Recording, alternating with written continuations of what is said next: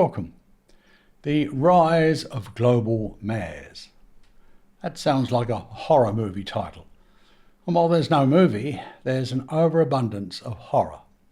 In the 21st century, cities have become central to tackling increasingly hysterical, unfounded fears from climate cataclysm to mass immigration and public health. The term global mayors reflects the cumulative role and pernicious influence of globalist-controlled city leaders on international issues, usurping local governance to control outcomes. The idea emerged from the recognition that over half of the world's population lives in cities, generating more than 85% of the world's gross national income. Dr. Benjamin Barber's book, If Mayors Ruled the World, 2013, launched the first stage of this onslaught aimed at creating the centralisation of civic authority. It fomented conversations among self-appointed city leaders about forming a platform for collective action on what they loosely term global challenges. This provided an excuse for initiatives like the Global Parliament of Mayors, founded in 2016, and large networks such as the Global Covenant of Mayors for Climate and Energy, a coalition created by merging the Compact of Mayors 2014 and the EU's Covenant of Mayors in 2008. These trendy-sounding initiatives induced thousands of politically correct yes-men mayors worldwide to address non-existent climate change while promoting Agenda 2030's greenwashed genocide of sustainable development. Global mayors are self-promoting grifters acting beyond their municipalities with collusion with counterparts globally to insidiously influence international policy and issues outside of their mandated purview. They prioritise local solutions with hysterically trumpeted global impact, such as reducing emissions, fostering woke inclusivity, and advocating for urban voices in world forums. Networks like C40 Cities, ICLEI, and the Global Covenant of Mayors illustrate how corporate manipulation permits these stooge mayors to assert unchecked tyranny. They'll be free to set anti-human goals and amplify smart cities' influence across the board. Amid the melee of environmental hysteria, bored-off scientists and compromised policymakers introduced the Orwellian concept of the planetary diet.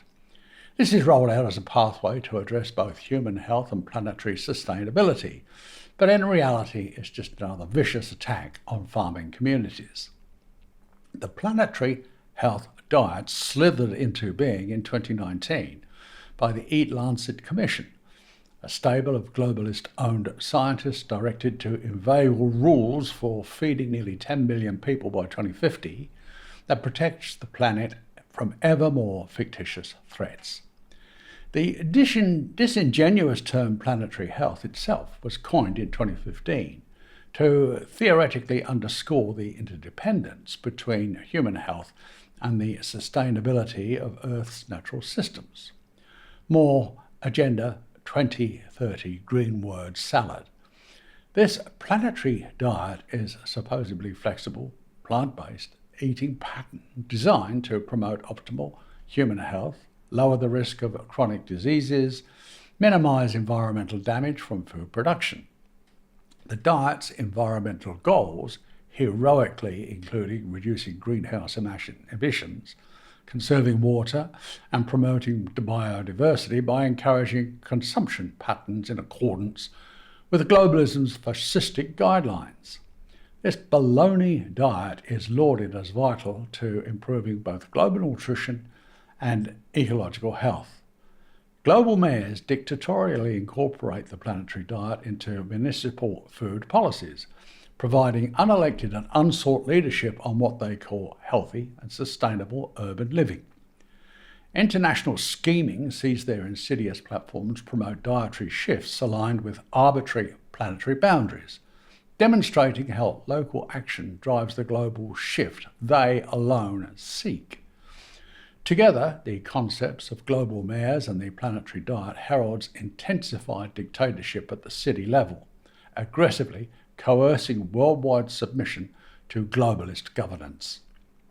The 21st century sees a clandestine usurpation in global governance structures, with urban centres positioned as pivotal actors in coercing complex international challenges. This contrived transformation morphs into impregnable centres of manipulation and control. The concept of global mayors represents the encroachment of mob bosses transcending traditional local governance boundaries to control issues of planetary significance. The treacherous foundation for this movement can be traced to Dr. Benjamin Barber's seditious 2013 work, If Mayors Ruled the World, Dysfunctional Nations, Rising Cities. Barber's thesis argued that smart cities possess the pragmatic flexibility necessary to tackle fictitious global challenges. This catalysed discussions among ruling globalist shills worldwide, leading to the formation of various international municipal networks and nefarious platforms. The institutionalisation of insidious influence began with the establishment of the Global Parliament of Mayors in 2016, creating an unsought forum for municipal leaders to deliberate on issues ranging from global boiling to forced mass migration, terrorism, and economic control. This underhanded initiative formalised what had previously been peripheral networks of collusion between captured cities. Parallel to this development, the Global Covenant of Mayors for Climate Energy emerged as the leading crime gang of city leaders using fear of climate catastrophe to achieve their ends. This network resulted from the unholy merger of two significant initiatives, the Compact of Mayors established in 2014 and the European Union's Covenant of Mayors founded in 2008. The consolidation created a platform of centralised control incorporating thousands of cities worldwide, demonstrating the alarming scale and grasping ambition of weaponised climate action. Several key organisations are instrumental in facilitating this global mayoral takeover, connecting over 90 of the world's megacities, controlling more than 700 million people and a quarter of the global economy. C40 uses the cover of climate action to coerce tyrannical despotism.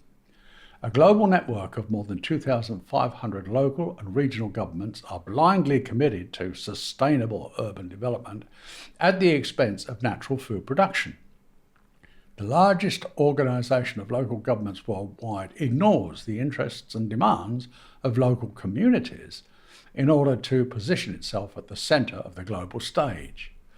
These networks enable so-called mayors to share the spoils of their takeover, coordinate globalist policy, and collectively enforce urban perspectives in international forums such as the United Nations Framework Convention on Climate Change and the G20. Global mayors manipulate developments that extend far beyond municipal responsibilities. This treason hides behind the transparent green mask of climate change mitigation, bent on implementing suicidal net zero strategies, pointless renewable energy transitions, and the greener than green sustainable transport systems, none of which offer any value to society because they're all designed to destroy it. Upon its heels comes migration and integration under the slippery banner of developing policies for refugee resettlement and immigrant integration. They further tout sustainable economic development to fostering innovation in ecosystems and sustainable economic growth. I'm beginning to wonder how many times can they slip the word sustainable into every other sentence. Then, of course, we have the time-honoured favourite, public health, where coordinating responses to fake pandemics and promoting urban wellness initiatives again saves the day. But we can't leave out the obligatory woke quota of social equity, addressing inequality and promoting inclusive urban development. Once you know this dog-eared playbook, you can't unknow it, and unfortunately you can't avoid seeing it everywhere either. The serpentine concept of the planetary health diet derived from imagined crises facing humanity, none of which have any foundation in fact.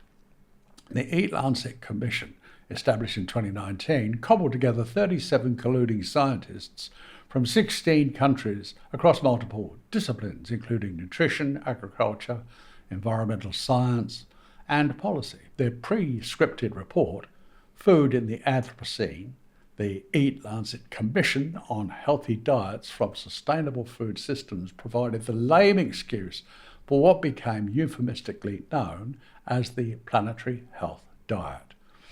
The Commission's work was supposedly grounded in extensive scientific analysis, none of which can be attributed to independent sources.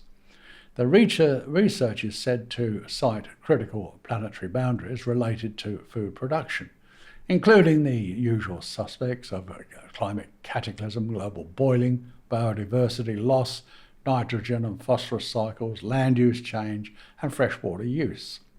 After this, they claimed the diet's environmental benefits are quantified across multiple dimensions.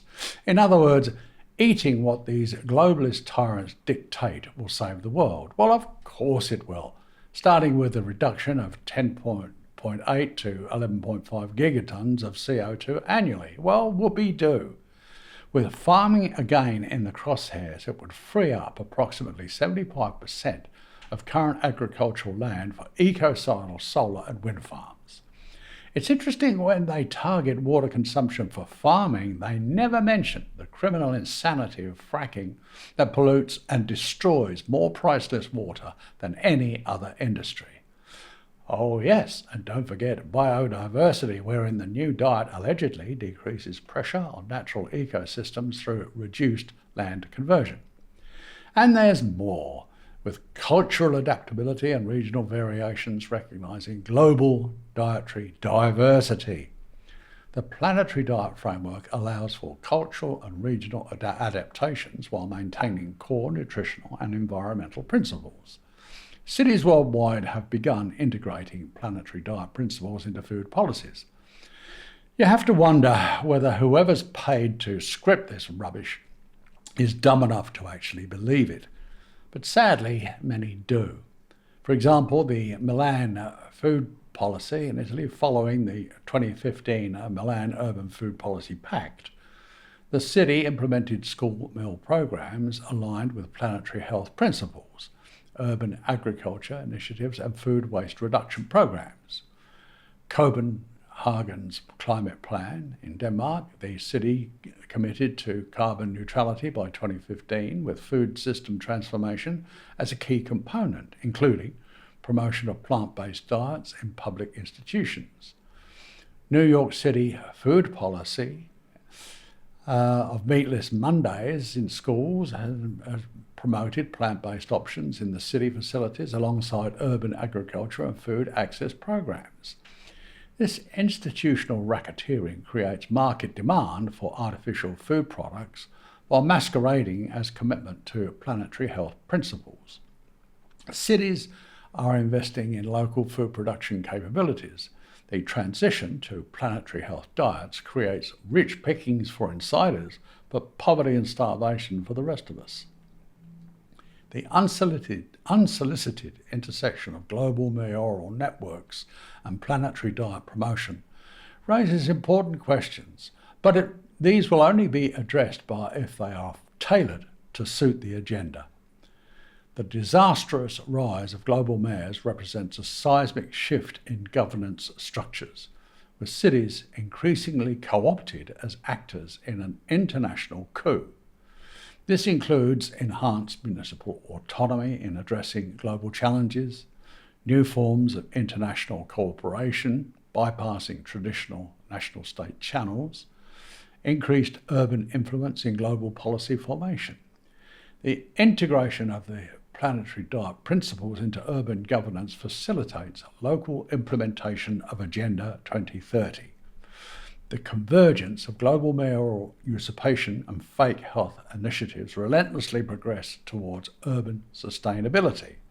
The slippery phase enhanced resilience to global challenges actually means no dissent, criticism or objection will be tolerated. Absolute tyranny.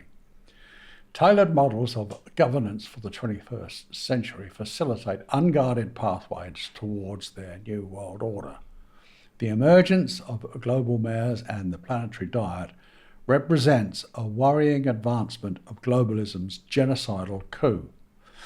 While these scurrilous initiatives face implementation challenges and raise important questions about accountability, they also demonstrate how their underhanded methods are set to prevail through local action. The success or failure of these initiatives depends on their maintaining the meticulously curated illusion of accountability. Under the jackboot heels of this venal regime, captured cities will endure the strict supervision and control of unseen and unknowable authorities. There's no accountability now, so I've no idea why anyone would think there might be after globalism's trap springs shut.